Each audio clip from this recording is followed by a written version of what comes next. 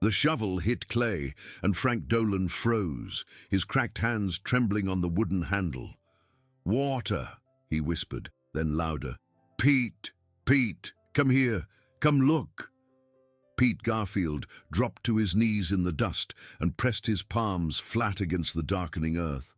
And when the first thin thread of water pushed up between his fingers, he made a sound that was half laugh and half sob. And Abby, standing behind them, screamed for her grandma to come running. Before we go any further, drop a comment and tell me what part of the world you're listening from, and hit that subscribe button so you never miss a story like this one. 91 days. That was what Frank kept telling himself. 91 days, without a drop of rain, in Dusty Creek, Texas, a town so small it barely showed up on the state map, tucked between two dry hills about 40 miles west of San Antonio. 91 days of a sky the color of old bone, of grass that crunched under your boot like broken glass, of horses standing motionless in their paddocks with their heads hanging low because even the effort of lifting them cost too much water.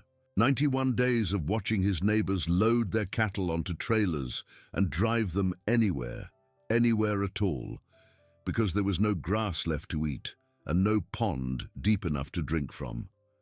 91 days of praying at night for a cloud and waking up to the same white heat pressing against the tin roof like a slow, patient hand. Frank was 63 years old, and he had lived on this land since he was a boy of 7, when his father had bought the acreage with money saved from 22 years of railroad work. He had married Margaret in the little Baptist church on the corner of Elm and Rose, and they had raised their only daughter Julie in the farmhouse his father had built with his own hands. Julie had left for the city long ago, made a good career for herself as a nurse in San Antonio, and every summer she sent her only child, Abby, 10 years old, to spend 3 weeks with her grandparents on the ranch. This summer, Abby had arrived at the end of July expecting a swimming hole and a garden full of tomatoes, and instead she had found her grandfather sitting on the porch at 4 in the morning, staring at the sky, and her grandmother lying in bed under a wet washcloth with a headache that would not lift. "It's the well, honey," Frank had told her the day she got there. "The last well in the county gave out yesterday morning. Ours is close to going too. We got maybe 2 weeks of water in the tank, and after that, I don't know." Abby had nodded like she understood. But the truth was, she had never in her life thought about water as something that could run out. In the city, you turned a faucet and water came, cold and clear, as much as you wanted. She watched her grandfather ration every drop. 1 cup for washing hands in the morning, 1 cup for washing them at night, dishwater saved and poured on the last struggling rosebush by the front step, laundry piled up in the corner of the utility room, because there was no water to spare for it. She watched him carry a small tin bucket out to the horses, Duke and Belle, and pour a careful measure into their trough, and she watched Duke drink so fast that half of it ran back out the corner of his mouth, and she had to look away because her chest hurt. And she watched Scout. Scout was Frank's blue heeler, 8 years old, a compact and muscular dog with 1 brown eye and 1 pale ice blue eye that seemed to see through you when he looked your way. He had come from a rancher over in Kerr County when he was a puppy, a runt of the litter that Frank had picked precisely because nobody else wanted him. Scout had grown up moving cattle across those hills, working from sunrise to sundown, and now at 8 he was slowing down some, but still sharp as a knife. He rarely left Frank's side. When Frank sat on the porch, Scout lay at his boots. When Frank went to the barn, Scout was there before him. When Frank drove out to check fence line, Scout rode in the truck bed with his ears up and his tongue hanging like a red flag. On the 8th day of Abby's visit, 91 days into the drought, Scout did something strange. He got up from his usual spot by the porch and walked slowly, deliberately, straight out across the dry pasture, past the barn, past the empty stock tank, past the mesquite trees, until he reached the lowest bend of the dry creek bed, a quarter-mile from the house. And there, in the cracked bone-white earth where nothing had run for 3 months, he began to dig. He did not dig the way dogs usually dig, kicking up dust in a happy scramble after a rabbit or a lizard. He dug slowly, methodically, one paw and then the other, pausing to sniff, pausing to lower his ear to the ground, then digging again, as if he were listening for something, as if he already knew what was underneath. Frank saw him from the porch and called him back. Scout came at a trot, ears low, obedient as always. Frank set out a small tin of water, and Scout drank half of it. Then, before Frank could stop him, the dog turned and walked back to the exact same spot in the creek bed and began to dig again. "Well, I'll be," Frank muttered. He walked out to see what Scout was after. He half expected to find a snake hole, or the remains of a possum, or the bleached bone of some long-dead calf. But there was nothing, just Scout, digging, and a hole about 4 inches deep in the cracked clay. Frank knelt down and put his hand into the hole, and the soil at the bottom, just barely, felt cooler than the soil around it. That evening, Pete Garfield came by to return a socket wrench he had borrowed a month earlier. Pete was 55, a bachelor, lived alone on the property just north of Frank's, and had lost 20 head of cattle to the drought that month alone. His face had gotten thinner, and there were new lines around his mouth that had not been there in the spring. Frank told him about Scout. Pete rubbed his chin. "Show me." The two men walked out to the creek bed with Abby trailing behind them, and Scout, who had returned to the porch when the sun had gotten too hot, followed at Frank's heel. When they reached the spot, Scout looked up at Frank, as if asking permission, and Frank said, "Go on, boy," and Scout went and lay down beside the hole. He did not dig. He just lay there and put his chin on his paws and watched them, one brown eye and one pale blue eye, waiting. Pete crouched down and pushed his fingers into the soil. He turned his face up to Frank with an expression Frank had not seen on his neighbor's face in a long time. "Frank," he said, "that dog knows something. You reckon? I don't reckon nothing. But that soil is cool, and the soil 20 feet away ain't. Something's under here, I can feel it." Frank did not sleep well that night. He lay in the dark next to Margaret, who was breathing shallow and slow because of the heat headache that had been sitting behind her eyes for 3 days, and he thought about Scout, about the deliberate way the dog had walked out into the pasture, about the two mismatched eyes looking up at him from beside the little hole in the ground, about Pete saying, "That dog knows something." At sunrise, Frank got out of bed, pulled on his boots, poured a cup of coffee from the pot Margaret had left on the counter, and walked out to the barn. He picked up the long-handled shovel he used for setting fence posts and slung it over his shoulder. When he came out of the barn, Pete's old Ford was already pulling into the driveway. Pete got out and lifted a shovel from the truck bed without a word. "You didn't have to," Frank said. "I know." They walked out to the creek bed together, and Scout was already there, sitting bolt upright at the edge of the little hole he had dug the day before, watching them come. Abby was up too, in her nightgown and her grandfather's oversized straw hat, carrying a tin cup of water for Scout and a bowl of cold biscuits for the men. They dug for 6 hours. The August sun rose and turned white, and the temperature climbed past 100 degrees, and their shirts turned dark with sweat and then dried stiff, and their hands began to blister inside their leather gloves. Abby ran back and forth between the farmhouse and the creek bed, bringing water in small, careful measures, cup by cup, because that was all they could spare. Scout stayed at the edge of the whole time, watching, only moving when the shadow of the mesquite tree shifted and he had to reposition to stay in the shade. At about 11 in the morning, 3 feet down, Frank's shovel struck something that gave differently than clay. He knelt and dug with his hands and pulled up a piece of iron, rusted almost black, about the size of his palm and vaguely rectangular. "What is it?" Pete asked. Frank turned it over. There was a stamped mark on one edge, faint but readable. 2 letters, J and D. "Well, I'll be damned," Frank said. His voice had gone very quiet. "That was my father's brand. He used to stamp everything with those initials, J.D. Jackson Dolan. How'd it get down here? I don't know. He must have dropped it here 50 years ago, or more. Frank turned the iron over in his hand. Something about it, he could not say what, made his throat tight. He set it carefully aside on the lip of the hole and picked up the shovel again. 3 hours later, the clay went dark. At first, Frank did not believe what he was seeing. He thought his eyes were playing tricks on him, that the shade of the mesquite had shifted, that maybe he had thrown a shovelful of wetter soil from somewhere in the hole and it had settled in a darker spot. But then Pete dropped to his knees, pushed both palms flat into the dark clay, and lifted them up, glistening. And Frank saw the thin, bright thread of water pressing up from the ground. Frank could not say a word.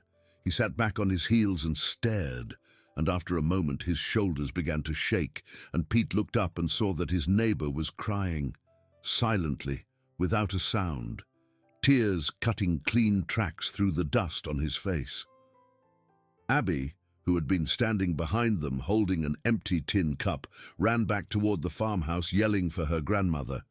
"Grandma, Grandma, come quick! Come quick!" Margaret came out onto the porch in her nightdress, the wet washcloth still pressed to her forehead.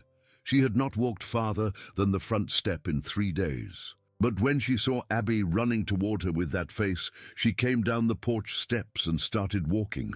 And by the time she reached the creek bed, she was almost running. And when she saw Pete kneeling with his muddy palms, and Frank sitting on his heels, and the dark wet ring of soil around the hole in the ground, she covered her mouth with her hand. Pete had lowered a tin cup into the seep at the bottom. It came up half full of cloudy water, and he handed it to Frank. Frank looked at it for a long moment, and then, without drinking, he passed it to Margaret. She drank. "Frank," she said. "Frank." By nightfall, every family in Dusty Creek had heard. They came in pickup trucks and on foot, carrying mason jars and plastic buckets and the big empty water coolers they used at the county rodeo. Old Mrs. Calloway, 78 years old, had not left her porch in a week because the heat made her dizzy, but her daughter Ruth wheeled her out to the creek bed in a folding lawn chair, and when Frank himself put a tin cup of water into her thin hands and she raised it to her lips and drank, she closed her eyes and her shoulders dropped, and 2 slow tears ran down the deep lines of her face. Nobody said anything for a while. There was just the sound of the wind moving through the mesquite branches and the small musical clink of jars being filled. Scout lay beside the hole all night. He put his chin on his paws and did not move. Nobody moved him. And in the morning, when Frank came out with the first light, he filled the dog's water bowl before he filled his own glass. That should have been the end of it. A miracle in a dry season, a story to tell for years at church suppers and family reunions. But it was not the end. It was, in fact, only the beginning of everything.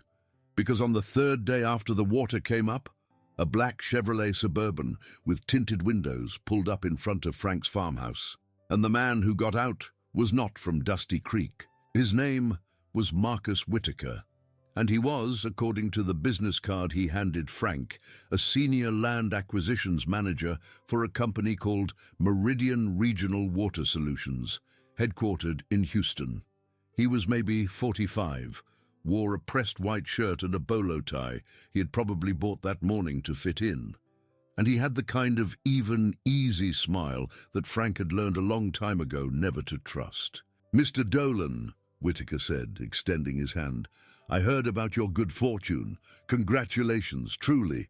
In a summer like this, that is a genuine blessing." "Thank you," Frank said. He did not take the man's hand. "Can I help you?" "I hope so. I hope so.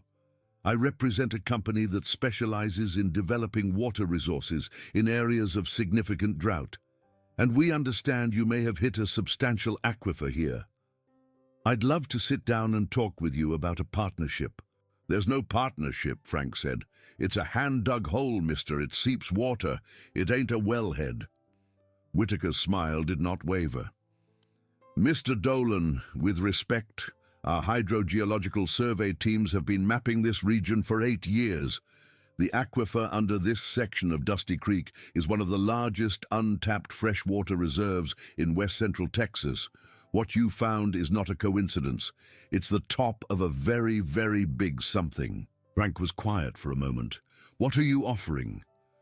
For the water rights on your 240 acres, $650,000, paid in 3 installments over 18 months, and you keep the surface land. Frank did not move. Behind him, in the doorway, Margaret drew in a breath. I need to think, Frank said finally. Of course you do, of course. I'll be at the Dusty Creek Motel through Sunday. Whitaker handed Frank another card, then walked back to the Suburban and drove away, kicking up a plume of white dust that hung in the still air for a long time after he was gone. That night at the supper table, Margaret set down her fork and looked at her husband. Frank, that money would pay off the second mortgage. It would let us fix the roof. It would let us buy back some of the cattle we sold in May. I know it would. And Julie could bring Abby down here whole summers. She wouldn't have to work 2 shifts to make her rent. I know that too. Then why won't you say yes? Frank looked down at his plate for a long time before he answered. Because, he said, I don't think it's ours to sell. Margaret set down her water glass. What do you mean, not ours to sell? Frank looked up at Abby, who was watching them both very carefully with her big dark eyes. He hesitated. I mean, he said slowly, there's something I need to tell you, something my father told me once when I was about Abby's age, and I didn't much believe him at the time. But now, I think I need to remember it. He pushed his plate away and folded his hands on the table. When my daddy bought this land in 1948, he bought it from an old man named Silas Redbird. Redbird was Kickapoo, and his family had lived in this valley since before Texas was Texas. Redbird was 91 years old when he sold my daddy this section. And he told my daddy something as they were signing the papers. He said, this valley has a heart of water under it, deep down, and my grandfather always taught me that the water was borrowed, not owned. He said, if you ever find the water, you share it or the water will remember, and it will go away again. My daddy laughed at that when he told me the story. He was not a superstitious man, but he told me anyway, and he made me repeat it back to him, and he said, Frank, if it ever comes true, you remember what old Silas said? Margaret looked at him. Frank. I know how it sounds. It sounds like a bedtime story. Maybe it is, but I'm not going to sell the water rights to a company in Houston that's going to run a pipeline out of this valley and sell it back to us in bottles at the gas station. I won't do it, Margaret. Abby, who had been quiet the whole meal, spoke for the first time. Grandpa, was Scout digging where the water is? Yes, sweetheart. Yes, he was. How did he know? Frank looked at his granddaughter for a long moment. Honey, he said, I don't have an answer for that. I wish I did. But he was going to have to find one sooner than he thought, because the next morning Pete Garfield came pounding on Frank's door before the sun was fully up, his face gray under his hat, and he was holding a folded sheet of paper. Frank, he said, there's a notice tacked to my gate this morning, and there's one on yours too. I already checked. Frank took the paper. It was a formal legal notice on the letterhead of the Bexar County Water Authority, informing Franklin J. Dolan of eminent domain proceedings to be initiated against parcel number 178-442-6 for the purpose of establishing a regional groundwater management district. There was a hearing date 28 days from that morning at the county courthouse. If he did not appear, judgment would be entered by default. Frank read the notice 3 times. Then he looked up at Pete. They can do this? They can try. My cousin in Austin says they've been doing it up in the Panhandle for 2 years. They call it a public interest taking, fair market value, they say, which means what they think it's worth, not what we think it's worth. And Whitaker. Frank, I bet you dollars to Donuts Whitaker's company is who put the county up to this. They tried to buy you first. When that didn't work, they went to the county, and now the county's going to take it from you and sell it to them. Frank folded the paper very carefully and put it in the breast pocket of his shirt. Then we'd better find ourselves a lawyer, he said. The problem was that lawyers cost money, and money was one of many things Frank did not have. He had $140 in his checking account, $380 in a savings account he had not touched since Julie's wedding, and a second mortgage he was already 2 payments behind on. The bank had not called yet, but the bank was going to call. That afternoon, Frank drove into town in the old Ford truck, with Scout in the passenger seat and Abby in the middle. He went to the office of a lawyer named Ellis Warren, whom he had known since the 3rd grade and who now practiced out of a small brick building next to the barbershop on Main Street. Ellis listened to Frank's story for 45 minutes without interrupting. Then he leaned back in his chair. "Frank," he said, "I'll take this case, and I'll take it for $1. "Ellis, I'll take it for $1. My wife's mother lived in Dusty Creek, and she drank from your father's well for 30 years, and she raised her kids on that water. This town is bigger than the invoice, Frank. Give me $1, and let's go to work." Frank pulled a folded dollar bill out of his wallet and set it on Ellis's desk. Ellis smiled for the first time. "All right," Ellis said. "Now, tell me everything Silas Redbird told your father, and everything your father told you." The next 21 days were the longest of Frank Dolan's life. Ellis Warren worked around the clock. He filed a temporary restraining order to stop the eminent domain proceedings until a full hearing could be held. He wrote to the Kickapoo Tribal Council in Eagle Pass to find out whether any surviving Redbird descendants might have a claim to the aquifer's historical use. He hired out of his own pocket a hydrogeologist from the University of Texas at San Antonio to come out and take samples from the seep. Meanwhile, the water kept coming. Frank and Pete and 3 other neighbors, working in shifts, dug the little hole into a proper well 12 feet deep and lined it with fieldstone. They rigged up an old hand pump Frank had bought at an estate sale years earlier and never gotten around to installing. And by the 4th day, the well was giving up 200 gallons an hour without slowing, cold and clear and slightly sweet. Water so pure that Margaret said it tasted like the well of her childhood in East Texas. Word spread, and more people came. They came from farms 20 miles out, from the little Mexican community at Los Alamos, from the trailer park on the old ranch road, from the town of Dusty Creek itself. They came with jugs and jars, and later with the big blue plastic barrels used for livestock troughs. Frank never turned anyone away. He did not charge a dime. He set up a wooden sign at the gate that said simply, "The water is free. Take only what you need. Leave some for tomorrow." And Scout lay by the well. The dog had claimed the spot.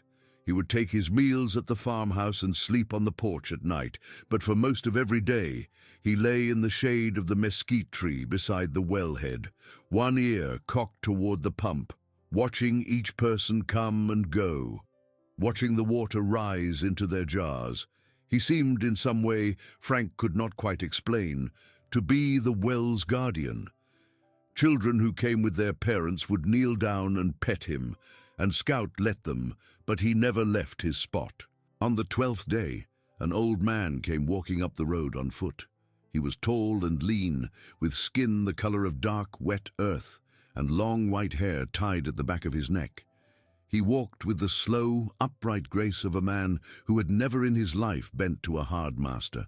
Frank was on the porch when he arrived, and Scout was at Frank's feet.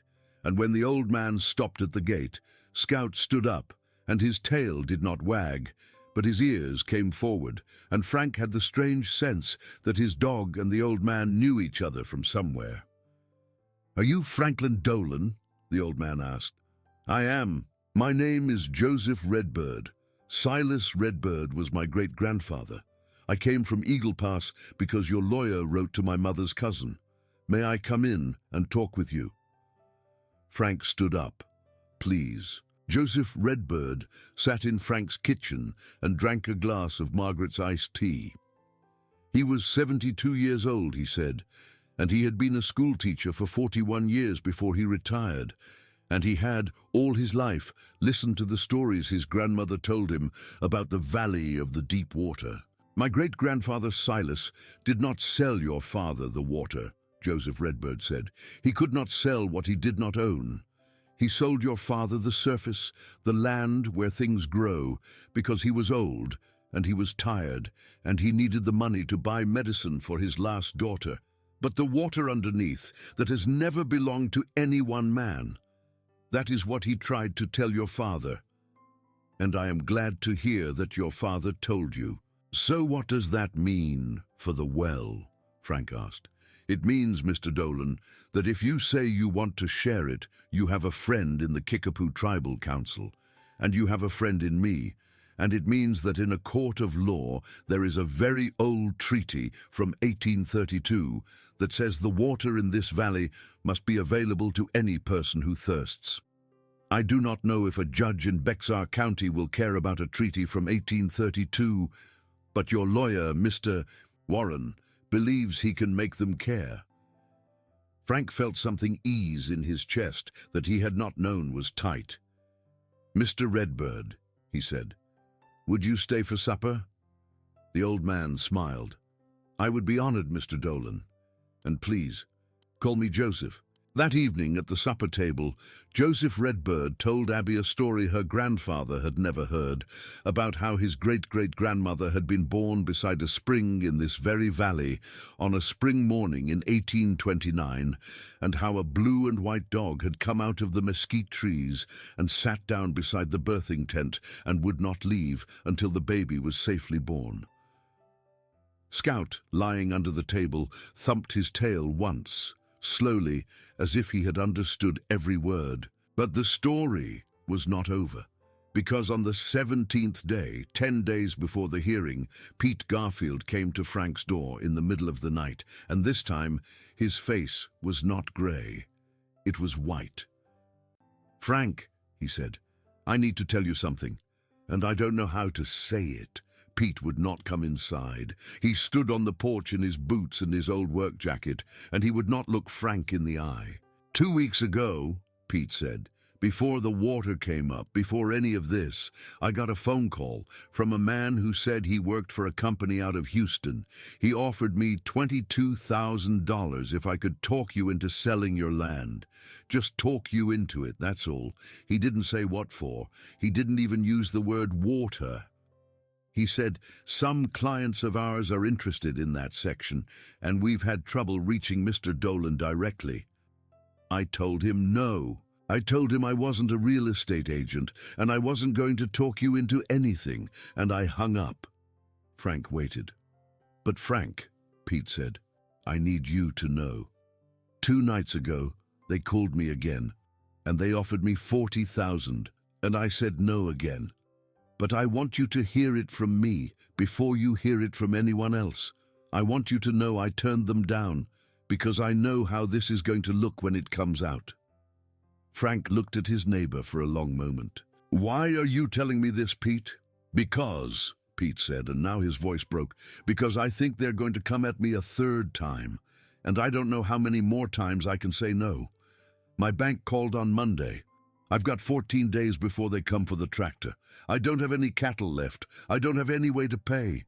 And I need you to know, Frank, that when they call me again, I don't know what I'm going to do. So I'd rather you knew now." Frank did not answer right away.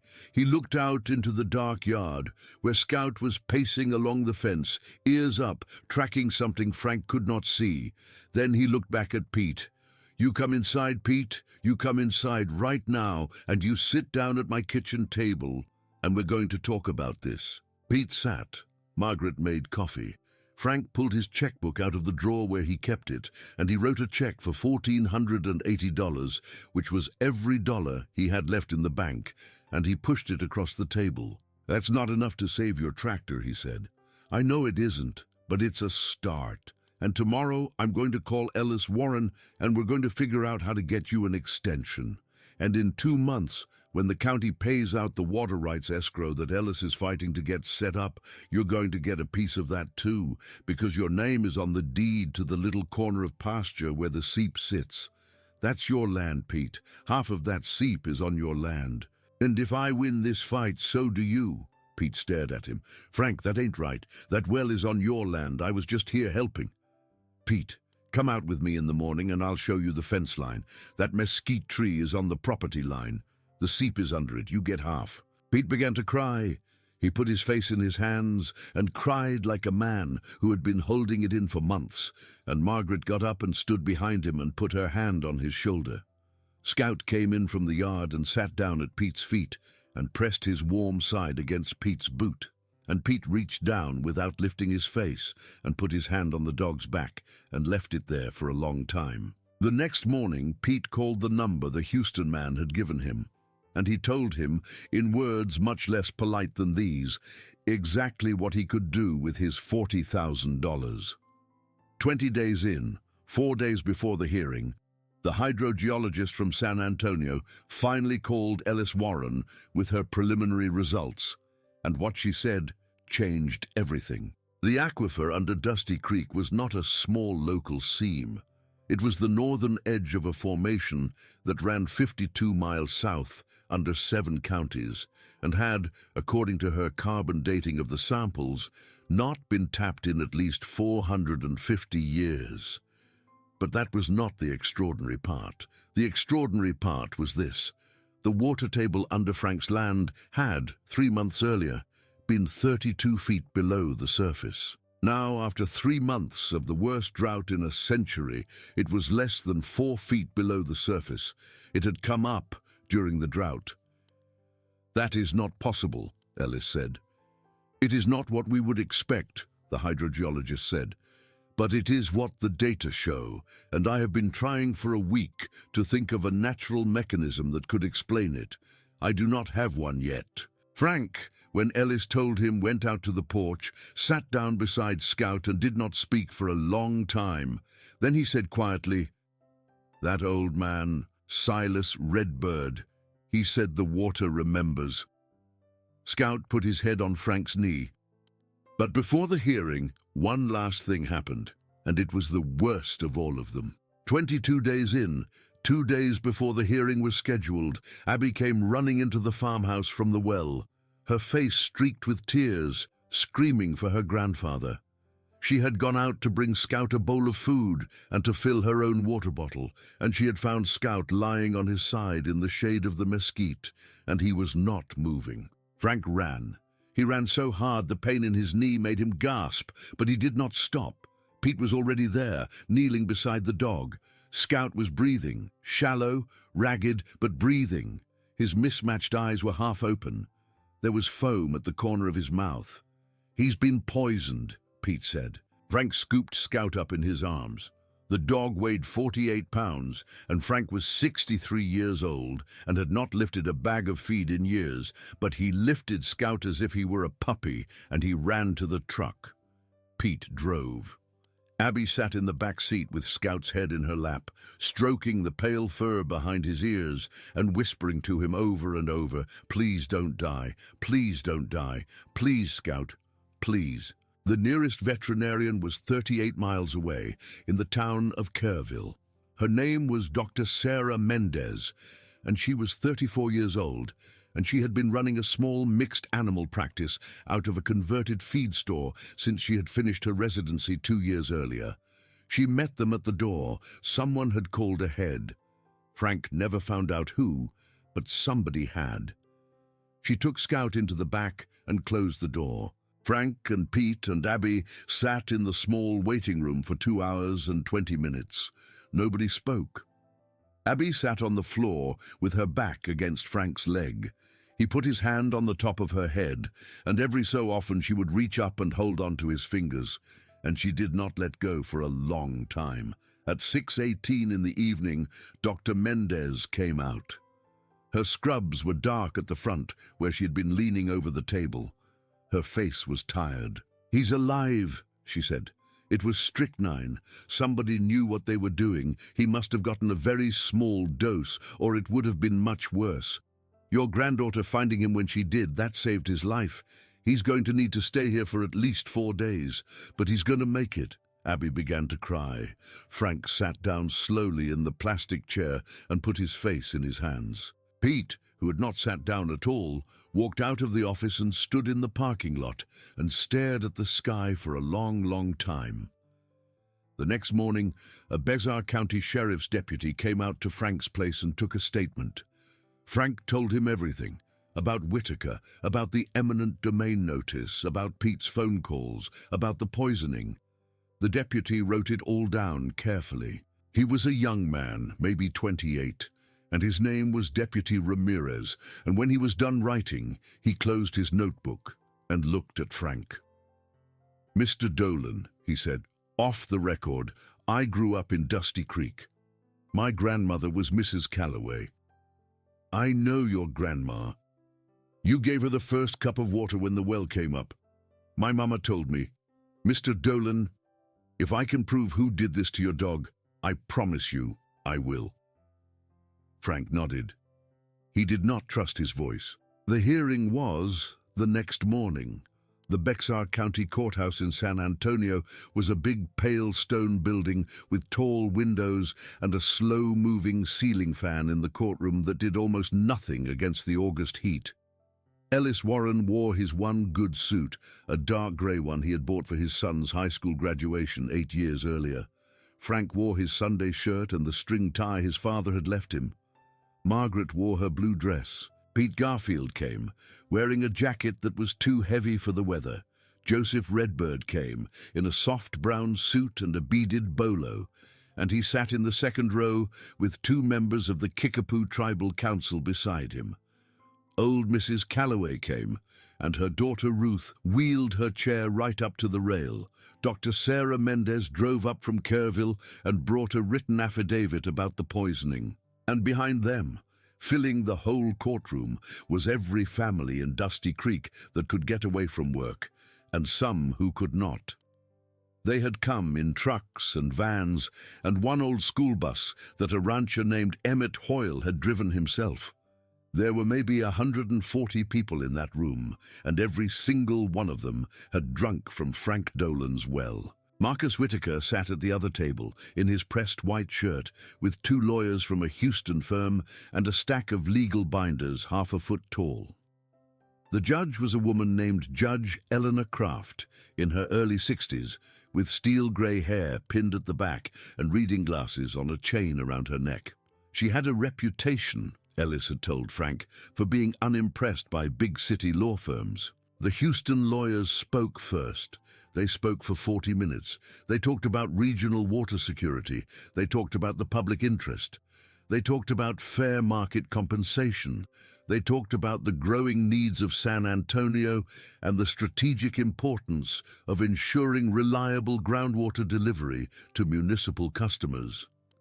They used a great many words that were technically correct and morally empty. Then Ellis Warren stood up. He walked to the front of the courtroom, and he did not have any binders. He had a single sheet of paper. "Your Honor," Ellis said, "my client Frank Dolan is a rancher. His father was a rancher. His grandfather was a railroad man from East Texas.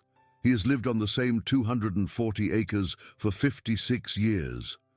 3 weeks ago, in the middle of the worst drought in 112 years, his dog found water in a dry creek bed. My client did not sell that water. My client gave it away.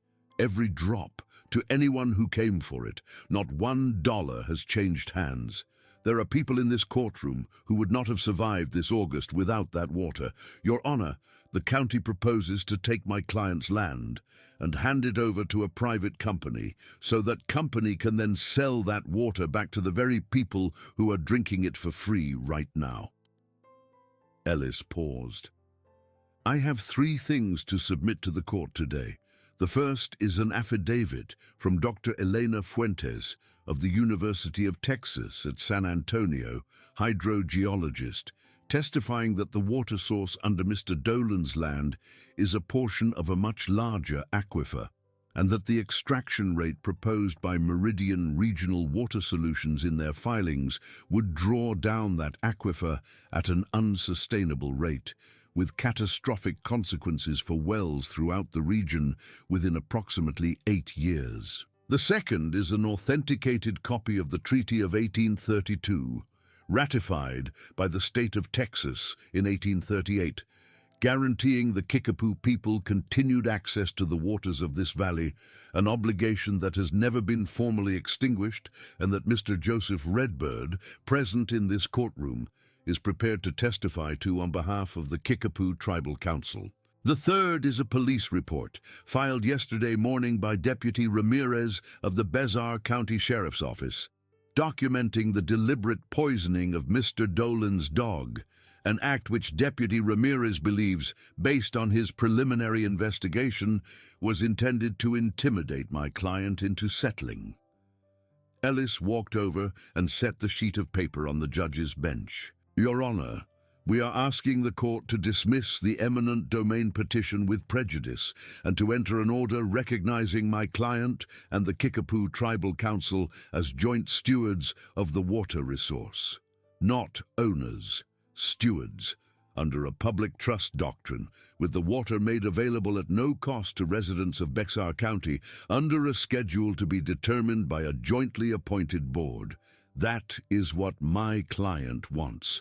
Not a payout, not a price. He wants the water to stay where it is, and to belong to no one, and to be there for his granddaughter and for her children when this drought comes again. Because it will come again. It always does. Ellis Warren sat down. The courtroom was completely silent for a long moment. Judge Kraft removed her reading glasses.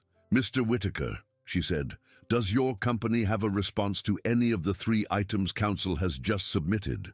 The lead Houston lawyer stood up, looking for the first time that morning less than perfectly comfortable. Your Honor, we would request a 2-week continuance to prepare a response to the new evidence. Denied.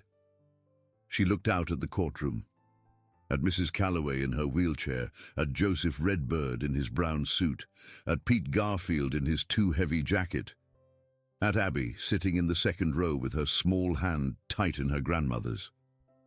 Then she looked at Frank. Mr. Dolan, she said, would you please rise? Frank stood.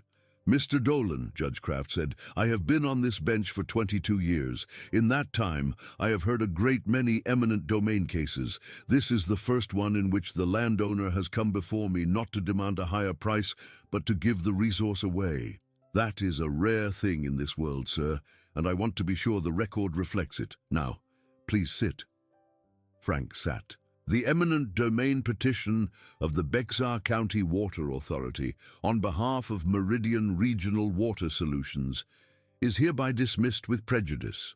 Furthermore, this court will refer counsel for petitioner to the District Attorney's Office for review of possible improper coordination with a private commercial interest. This court also directs the Bexar County Sheriff's Office to pursue its investigation into the criminal poisoning of Mr.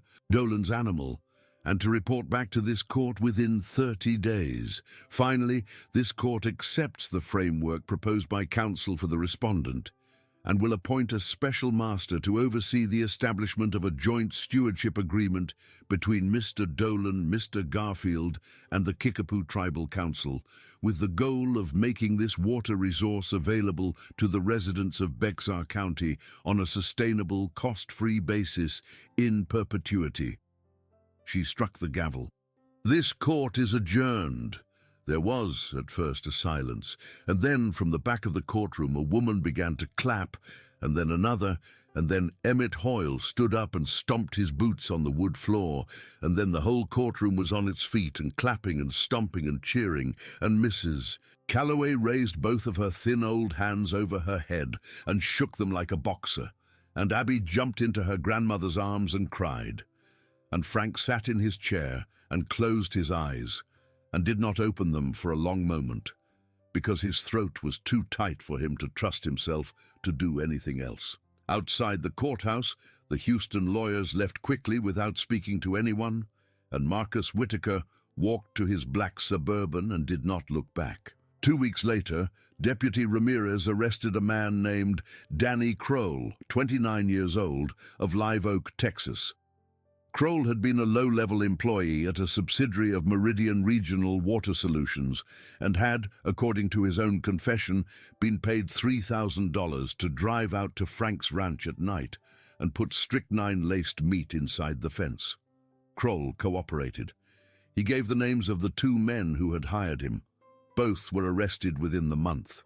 Meridian Regional Water Solutions issued a statement disavowing the actions of what it called rogue independent contractors, and its stock dropped 14% in 2 days.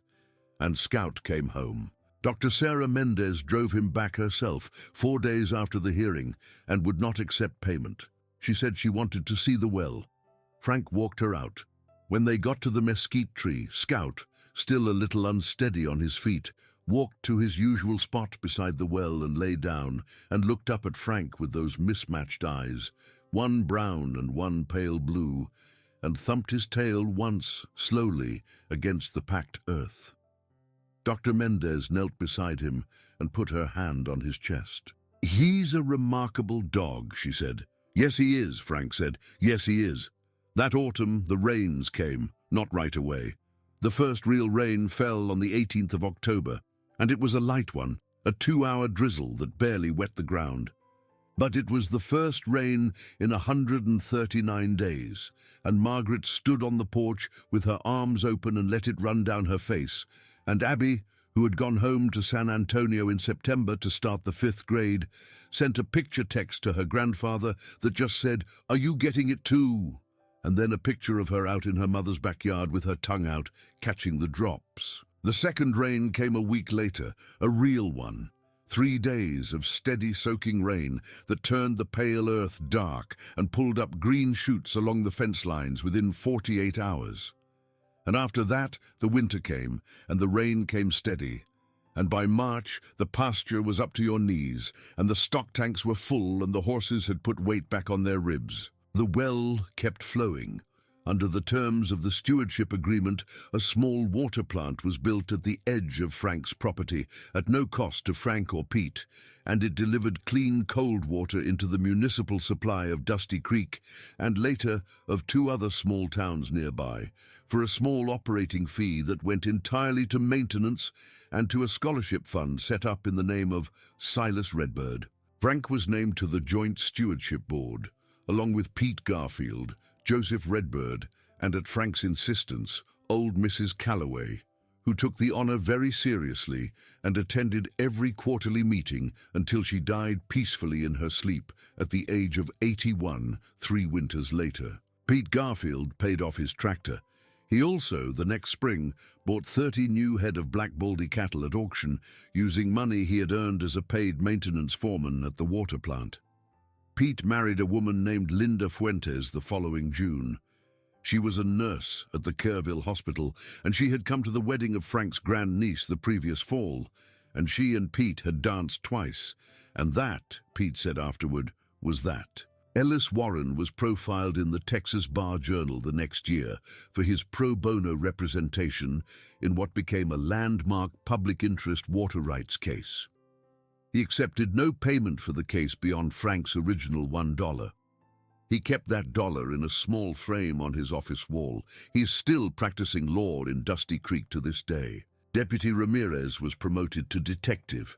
He named his first son, born the following January, after his grandfather Ramon, but his second son, born 2 years later, he named Franklin. Joseph Redbird came out to Frank's ranch every spring for many years on the first warm day, and he and Frank would walk out to the well together and sit under the mesquite tree, and Joseph would tell Frank another story about the valley, and Frank would tell Joseph about how the horses were doing, and neither one of them ever felt the need to fill any silence. Marcus Whitaker was fired by his company 6 months after the hearing, and his career in water rights ended with him.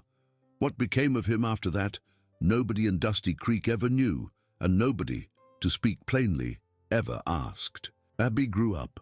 She spent every summer at her grandparents' ranch until she went off to college, and she went to the University of Texas, and she studied hydrology and environmental law, and everyone who knew her knew, though she never quite said it, why she had chosen those things. When she graduated, she came home to Dusty Creek and took a job with the Bexar County Water Authority, which by then was a very different organization than it had been the day Marcus Whitaker had first walked up to Frank's porch. She married a young rancher from Del Rio when she was 26, and they built a small house on the corner of the property her grandfather deeded her, and she named her first daughter, born in the autumn of a year that Frank did not live to see, Margaret Scout Dolan, which everyone called Maggie, because Scout, of course, was long gone by then. The blue heeler with the mismatched eyes lived 7 more years after he found the water. He grew slow and grey around the muzzle, and eventually he stopped following Frank out to the barn in the mornings and just watched from the porch instead. He died on a warm April evening at 15 years old, lying in the grass beside the wellhead in the shade of the mesquite tree, with Frank's hand on his side and Abby, home from her freshman year of college, sitting on the ground beside him and holding one of his paws in both of her hands. He gave one long, slow breath, and then another, and then a smaller one, and then no more. Frank stayed with him a long time. Abby did too. They buried Scout under the mesquite tree beside the well. Frank made the marker himself out of a piece of Texas limestone, and he chiseled the words into it by hand, and he took 2 whole afternoons to do it. The marker said, "Scout, good dog, he found the water." Frank Dolan lived 9 more years after Scout died. He was 79 years old the night he went to bed with Margaret and did not wake up in the morning. Margaret lived 4 more years after that. The ranch went to Abby, who kept it and worked it and raised her children on it, and every August, in the hottest week of the year, she would walk out to the well before sunrise with a cup, and she would fill the cup, and she would drink it, and she would stand there in the cool morning air with the mesquite branches moving slowly above her head, and she would think about the strange, mismatched, patient eyes of a dog she had loved when she was 10 years old, and about the 2 old men who had dug into the dry earth for 6 hours in the summer heat, and about the small, thin thread of water that had risen up between her grandfather's fingers on a Tuesday in late August, 91 days without rain. And here is the thing that Abby and Frank and Margaret and Pete and Joseph Redbird and Ellis Warren and all the people who ever drank from that well would all have told you if you had asked. The water is still there. It is still flowing. It has been flowing without a single day's pause for more than 40 years. And every year, quietly, without ceremony, on the 22nd of August, a little group of people gathers under the mesquite tree at sunrise, and they pour 1 cup of water on the ground beside Scout's marker, and they stand quietly for a minute, and then they go home. They do not make speeches. They do not put it on the news. They just remember. Because the old man, Silas Redbird, had been right. The water was borrowed, not owned, and in a valley that had once been so dry that the horses would not lift their heads, a dog with 1 brown eye and 1 pale blue eye had listened and had known where to dig, and had reminded them all before it was too late that the earth remembers who takes care of it and who does not. That is the whole story. If it moved you, if it made you feel something, please leave a like, drop a comment, and tell me what part touched you most. And if you are new to this channel, hit that subscribe button and stay with us, because there are so many more stories like this one waiting to be told. Take care of the people you love. Take care of the animals who love you back. And take care of the water, because one day you just might need it too.